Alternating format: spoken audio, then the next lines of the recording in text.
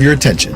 Please welcome TechCrunch General Manager and Editor-in-Chief, Connie Loizis.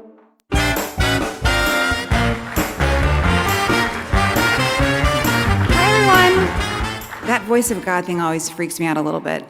Thank you so much for coming. Day 3, we're so excited. Thank you all for coming these last few days. It's been such an exciting, wonderful, big event. I've loved every minute of it. I hope you have too.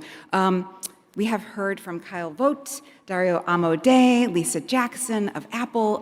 It's been amazing, and we've got a lot of great speakers coming up.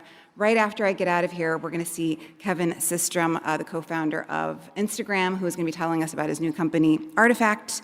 We have Gary Marcus, who is a sort of pioneering voice in AI. We have Meredith Whitaker, who is the president of Signal. She is really forceful. I'm really excited to see her speak. She also nicely spoke on our AI stage just a little while ago. And I'm getting to talk to Katie Hahn of Hahn Ventures, who I haven't had a chance to sit down with in a couple of years, so I'm really excited about that. Anyway, we also have, of course, the last day of the battlefield. We are down to 6 contestants. They are awesome companies, and I'm really excited to say that half of them happen to have include female founders, which is great. And we have an all-star cast of judges joining us, which we're very appreciative of. Marissa Mayer, Dana Settle, Mar Hershenson, Mahmoud Hamid, and Charles Hudson. So that's it. Let's see. No, that's not it. We also have our deal-making room next door. If you have the right badge, go over there. That's been on fire. I guess deals are actually being struck there, so don't miss that. Now I think that is actually it. So I'm going to leave. Thank you again for coming, and let's welcome Daryl Etherington, our managing editor. May I have your attention? Please welcome TechCrunch Managing Editor, Daryl Etherington. Yeah.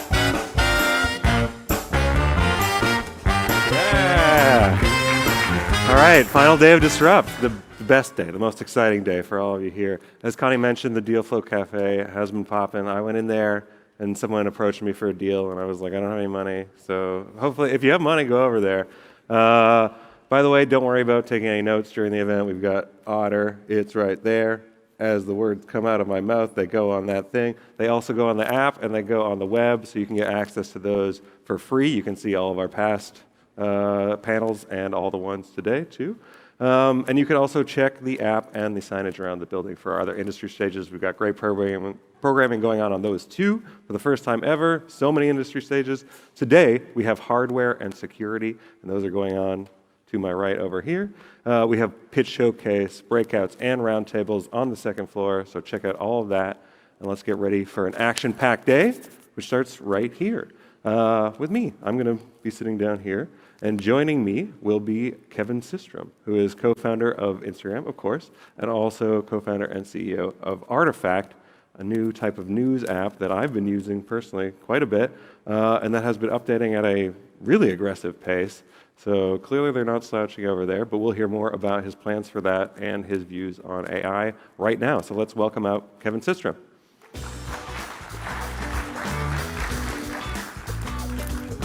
Thanks.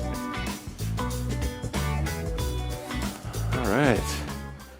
Kevin, thanks for joining us. Thanks for having me. You've been to Disrupt before, but it's been I have. many, many years. Many things have happened since then, I think, right? Mm-hmm.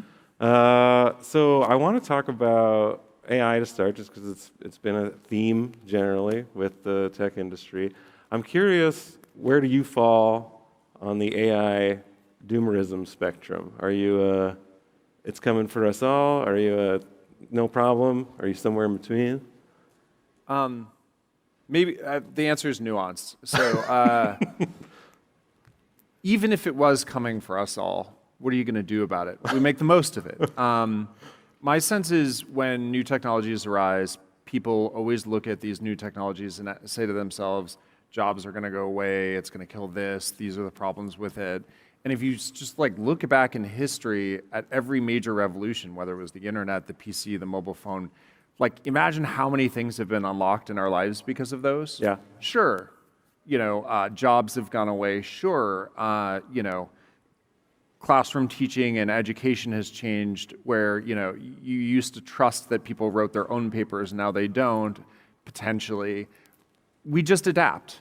We find ways to adapt, and then all of a sudden, you find that new jobs exist. People are superpowered because of these technologies. And I think that's much more likely to happen. You know, like I was talking to people and they're saying, oh, like illustrators are out of a job. And it's like, I don't think so. I think what will happen is the really talented illustrators will learn to use these new tools and then super produce. Right. That's my sense. But, you know, it comes back to my first comment, which is, I don't know, even if everything's going to be terrible, you might as well put a positive spin on it. That's true, yeah. So I've like, does that extend to like, do you think that they will become sentient and sort of block out the sun or anything like that? Or is that a possibility? No, so I spend most of my day programming these days. Yeah. Staring at neural networks and staring at why either neural networks are working or not working, trying to train them. And whenever someone says, you know, there's a network that's sentient, you're kind of like, they're just like a bunch of numbers. And then that person will respond, well, you know, we're effectively just a bunch of chemical connections. So, and then that gets my mind racing. But generally speaking, I think we are likely very far away from these doom impending events. And we are very much in control of how we build these technologies, how we regulate them. And very smart people are in charge. So I think it's good to be asking these questions, but I think the reality is the next few years are going to be completely safe. Yeah, great, okay. I feel reassured. So you mentioned that you spend a lot of time coding. So like, let's talk about that. Let's talk about what is your day-to-day? What do you, as I mentioned, I think you've been really, really aggressive with the pace at which you're releasing updates for artifacts. You guys just released your links feature, last week, I think? Yeah. So, yeah, tell me more about that. What do you do all day? What are you excited about, and what are you building right now for Artifact? I think the best way to answer this question is to actually say, like, why start another company at all? Absolutely. A lot of people, if you start a company, it gets really big, that sets a high watermark, and I mean, let's be honest, how do you surpass an Instagram? That's, you know, given that it's growing constantly, it's very hard to see where anyone could ever do that. You start something because you believe there's a problem to be solved in the world. You start something because you love building. You start something because you're pained that a problem exists in the world and you need to solve it. And for me, there's this framework that I feel like someone in college taught me. It's these 3 circles. And the one circle is, what are you passionate about? And the second circle is, what's a big problem in the world? And the third circle is, will someone pay you to do it? And I looked at these 3 circles and I said to myself, well, one, you know, at Instagram, I feel like I saw, you know, if the wave of AI is crashing right now, we saw the swell. And you could look out 5 to 10 years and say, okay, this is going to be a big deal. I don't know exactly how it's going to work, but specifically in social networking, how AI dictates what you see. And it's not just about who you follow, it's about what your interests are. That was really exciting to me. And I think we saw that in TikTok. Absolutely. So that was the passion. What's a big problem in the world? I mean, information consumption, news consumption specifically at the peak is an enormous problem today. What's true? Why is someone sharing this? Should I believe it? Like, those are the types of questions we ask every single day when consuming news. And by the way, is this just being produced to basically game the algorithm on something like Facebook so that it gets, you know, a lot of clicks? Or does it produce interesting, useful information for me? And then on the publisher side, I mean, you know, and obviously you know much more about this than I do, but maybe not. On the publisher side, it's an existential crisis of, you know, is it ad revenue? Is it subscription model? Hey, like you see all this fracturing of publishers where independent publishers or writers will break off and start their own newsletter thanks to something like Substack, and they're actually being successful doing that. It's not everyone, but some people are. So where do those people get discovered? How do those people get distribution? That's a big problem. And then the third circle, I'm going to avoid for a while, which is how do people, you know, will someone pay you to solve this? But it worked out with Instagram, so here's crossing my fingers. Yeah. I mean, those are huge problems to contend with, and you're right, like we think about them a lot every day too. And I think an interesting thing you bring up there is, you know, that a lot of time and effort and money was spent on figuring out how to game these algorithms, like Facebook's and to some extent Instagram's, although less so for news, I think. But And yeah, that maybe led people down a path that was not in service of dissemination of truthful information, let's say, right? Did you see this recent post by Mr. Beast No. about like whether or not like open mouth versus closed mouth Oh, in yes. his In thumbnails, his thumbnails. performed better? Yeah. Like this is the best example of optimizing for the algorithm. I mean, Mr. Beast obviously very, very successful, but we're now at the level where people are questioning whether their mouths should be open or closed in a thumbnail to get distribution. So Yeah. if you're doing that for a video, imagine you're sitting there as an independent writer at a publication and trying to make the decision, do I write about this thing? Don't I write about this thing? What's the title of this thing? Of course people are thinking about how to get distribution. Yeah. I just bring this up because it's so clearly in every corner of our consumption, including YouTube. Yeah, absolutely. So but one thing that you've done at Artifact is you've sort of like said, well, let's take that decision away from perhaps you, right, the writer. Not take it away, but let's make a new decision on top of that. Like, let's change the headlines, perhaps avoid the more clickbaity headlines for the worst actors, right? And if it's been controversial, right? It's been met with some like, well, why are you the ones who are able to do that, right? And what's the thinking there, and what's the service to readers? So, what do you say to the kind of that criticism of you shouldn't repurpose this if your purpose is to sit at this distribution layer, right? Well, for context for the people that don't fully understand the feature, go download Artifact, and you'll see that sometimes, by the way, the large majority of articles have no editing whatsoever. Yeah. But we kind of see ourselves as a list of links.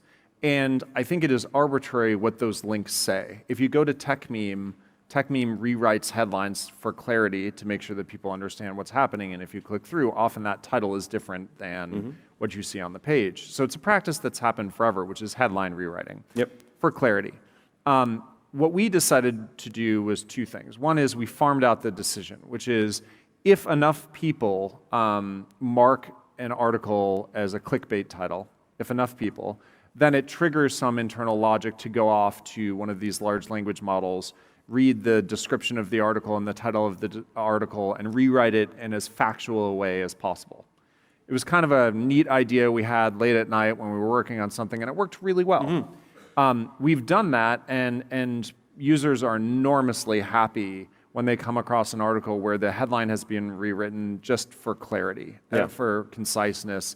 The worst is to come across an article that says, this amazing restaurant just closed down, and it's got kind of like a shady photo of the entrance, and you don't know where it is, and it's like, I wish someone would just tell me what restaurant so I knew if I cared to click on this thing or not. So what we're trying to do is just level the playing field a bit. The other reason we do this is because we use clicks as a really important signal of what people are actually interested in. If you purely use clicks as the main signal, what you get is, what are people interested in knowing about rather than what was valuable? Right. So it's important to kind of like level the playing field of titles to make sure that things aren't, click-through rate isn't somehow exaggerated by a clickbait headline, which it often is. Right. But so like what is going on there with incentives, and how would you advise, like I think a really interesting thing that you can probably share is what you've learned about readership, about users to media and publications, right? So we have done this, I'm including us, I'm sure we've done this before and probably still on occasion, right? Like, what should we be thinking about our audiences? Because that to us is signal. Like, we want them to come and we need them to come and click on the thing, and that's a reason behind doing that, right? But what are we getting wrong about that signal that we're rewarding it in this way that is not necessarily productive or best for audience?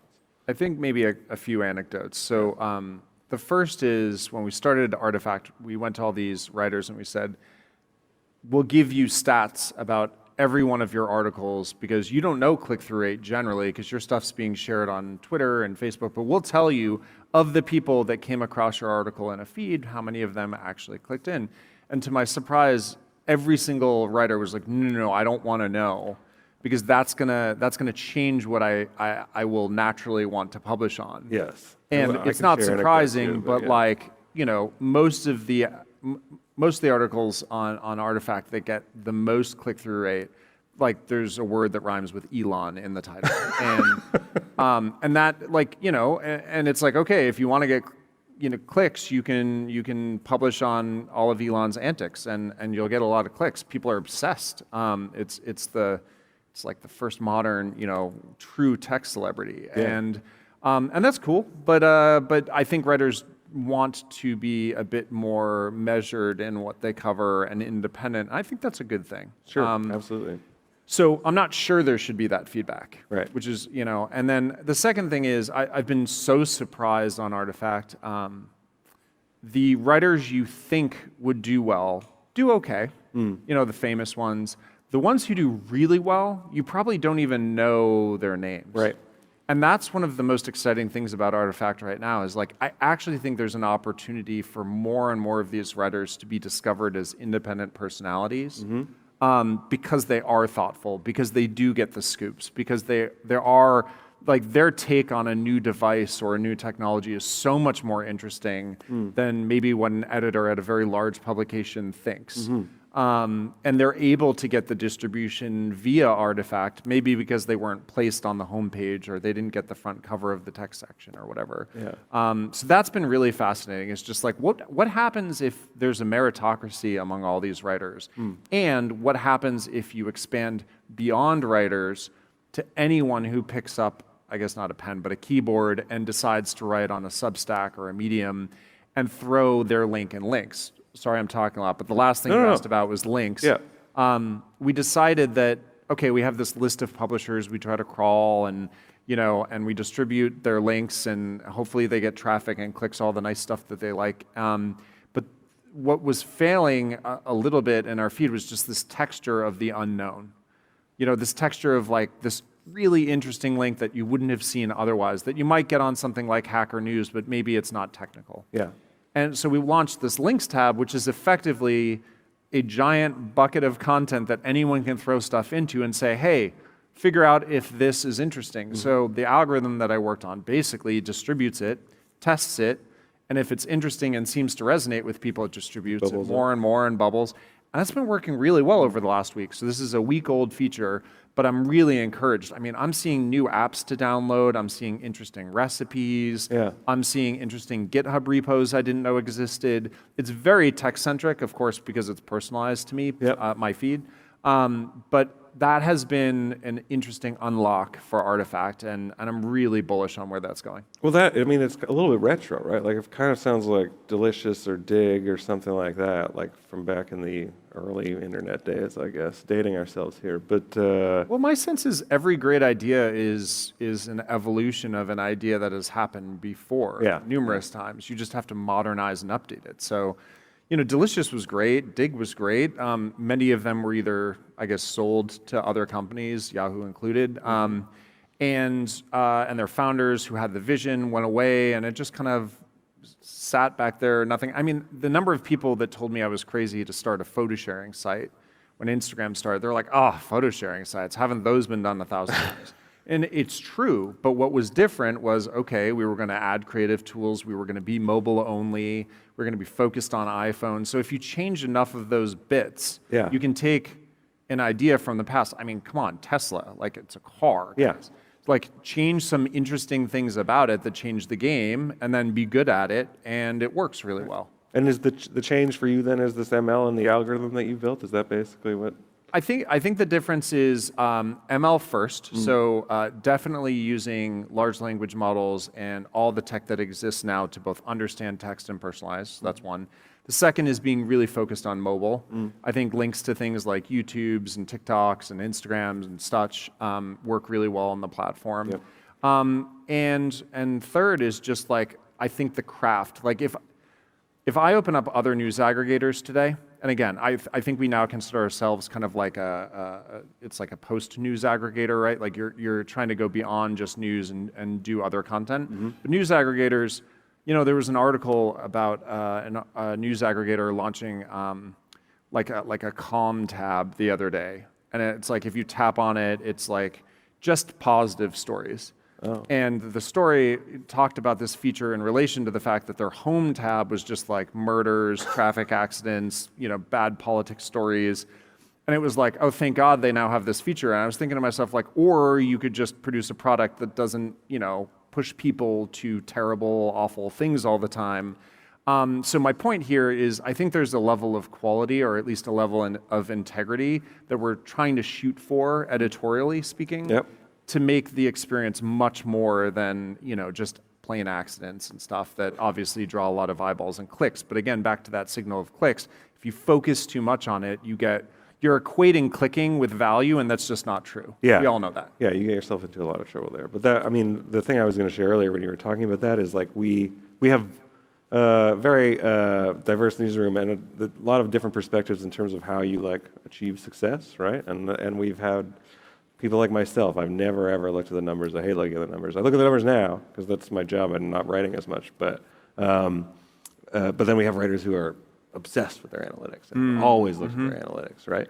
And you wouldn't necessarily, that wouldn't result necessarily in the content that you expect it might result in, right? But it is, it's very personal to writers. But it's interesting to see you like have that and provide that, but then also wrestle with like, how do we serve that to that audience in a way that is productive rather than just getting everybody to write about Elon all the time, which is kind of what the thing would tell you, right? No, it's the biggest downside to this recommendation-driven social network phase that we're in is that we tell people the rules of the game, which is if you can have a high click-through rate, if you can have a long watch-through rate or repeat rate on something like TikTok, you win.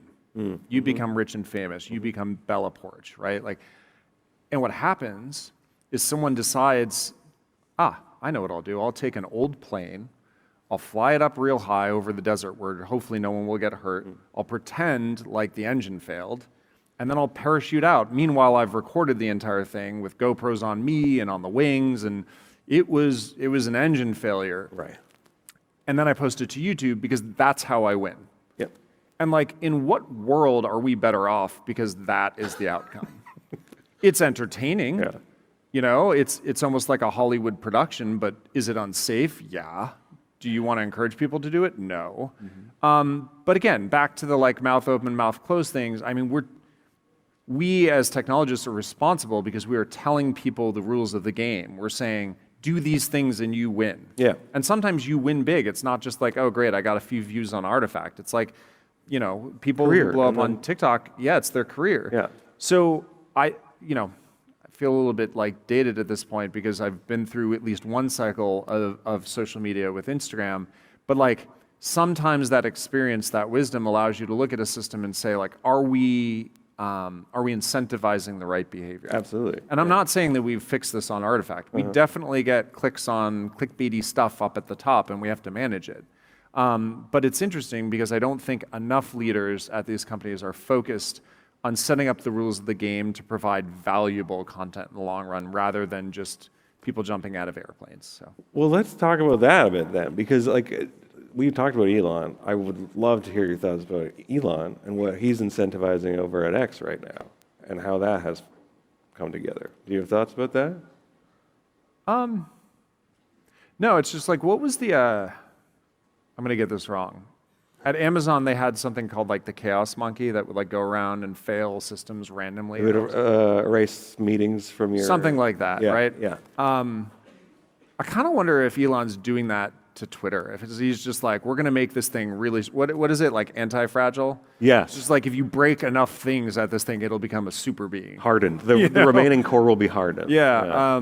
But I don't know. It's never count Elon out. It's his batting average is pretty great. Yeah. So I guess we'll see. Would my instinct be to charge people? Would my instinct be to bring back a bunch of these accounts that have violated rules? Would my instinct be to do any of these things? No, but maybe that's why it'll save Twitter because everyone's natural instincts.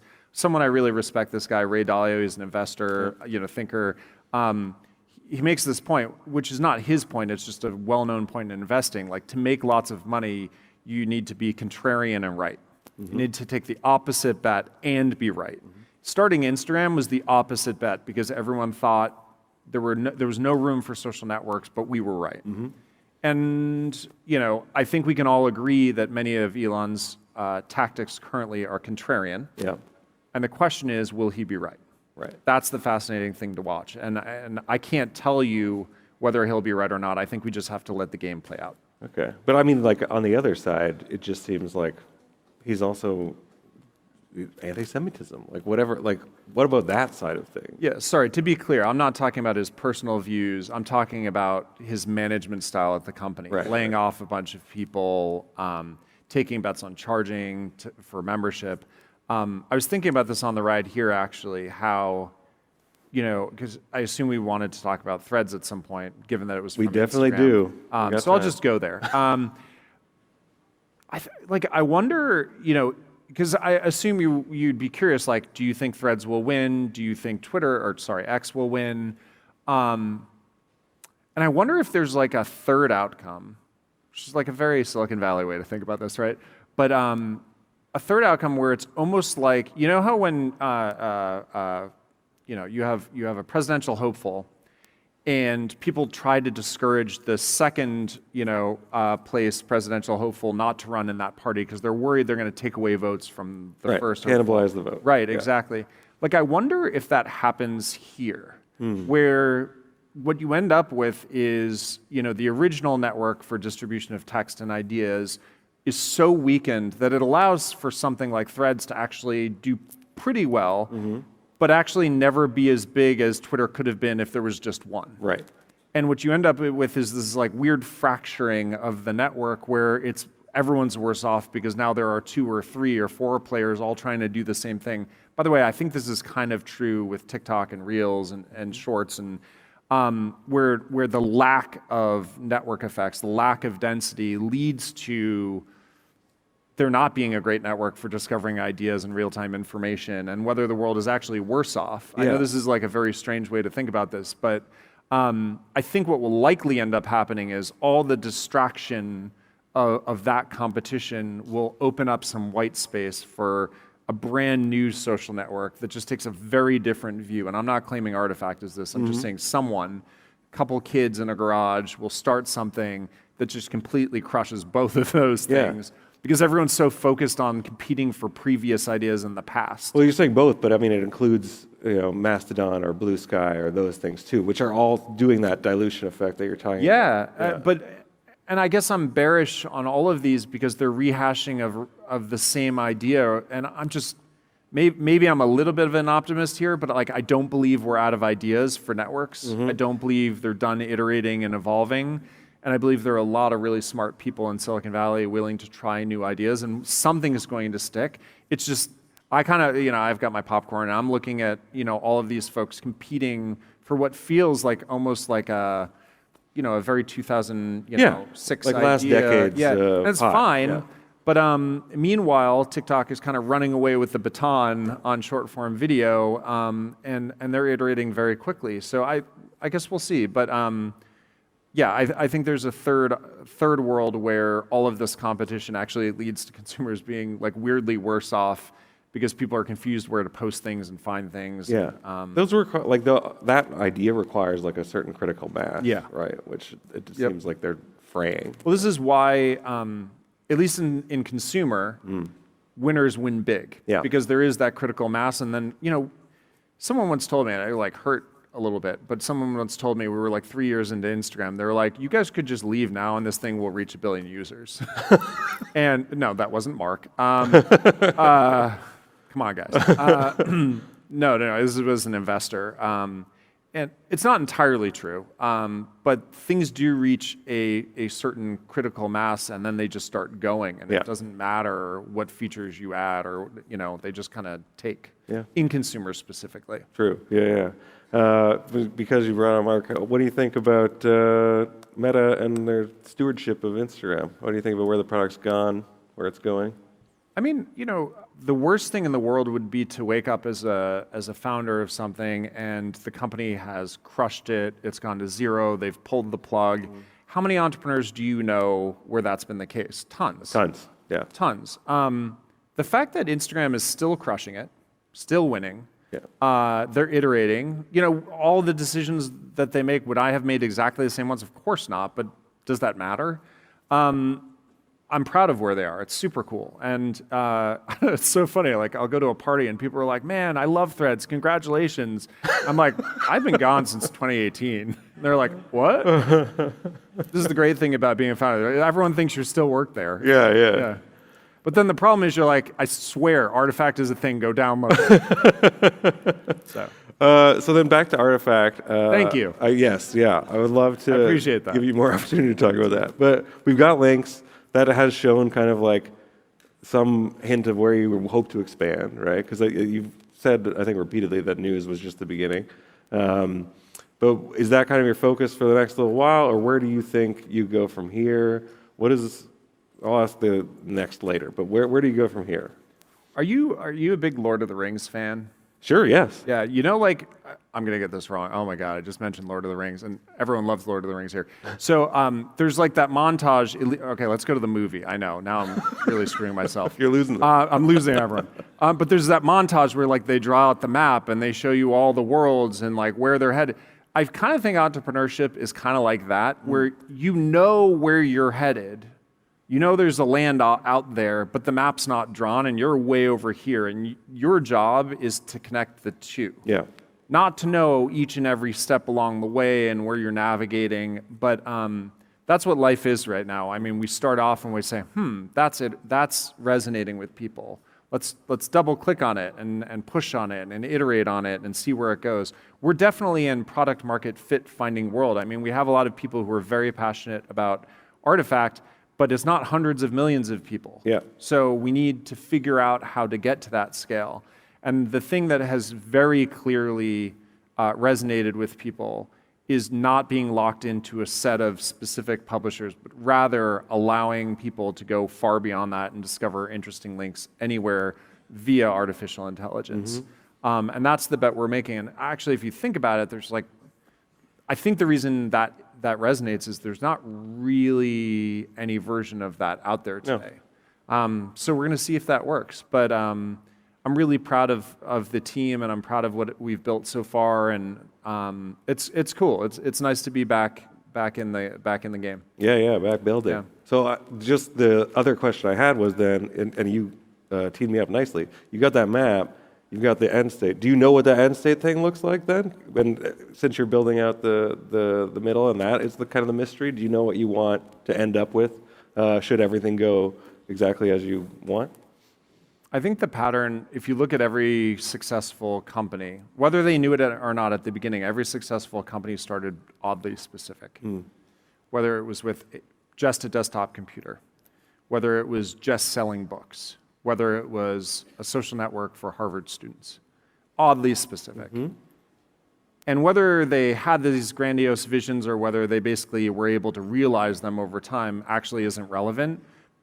But what is consistent among every great company is that they know that in the long run they can be much more. And what they need to do is build along a path that allows them to be much more. You know, if Amazon had gone deep on, writer tools or buying different publishers and basically focused only on books, they'd be a tiny company today. Yep. But instead, they focused on logistics and infrastructure, and they thought about like, okay, we're selling books now, but what if we sold things other than books? And now they are where they are. So it's a pattern in business to learn from and apply to your own startup, and that's what we're trying to do at Artifact, is to know that basically distribution of content via artificial intelligence feels like the future to me. And I don't think it should be limited to short-form video. I don't think it should be limited to news. I don't think it should be limited to links. So what can we do? What can we do other than selling books? That's like the daily question. And it took a really long time for Amazon to get there, and we'll see how long it takes Artifact. Great, yeah, we will see. I love the product now, so Thank you. Excited to see what happens. Appreciate it. Thanks very much for joining us.